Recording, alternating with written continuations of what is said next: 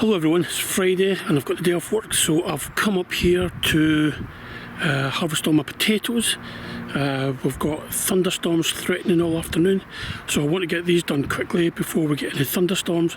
So I'm just going to put the tripod down and crack on with it. I'll probably speed it up so you don't have to watch me doing all the potatoes, but I'll show you the results at the end.